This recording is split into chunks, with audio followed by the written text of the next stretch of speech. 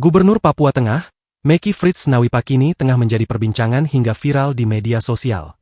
Ini karena ia makan menggunakan tutup rantang bukan piring. Momen itu terjadi ketika Gubernur Meki bersama Wakil Gubernur Papua Tengah, Deinas Gelei makan malam di Nabire pada Rabu, 5 Maret 2025, kemarin. Keduanya menggunakan wadah tutup rantang lantaran perlengkapan untuk menyantap makan tidak tersedia. Bahkan sendok hingga piring disebut tidak tersedia.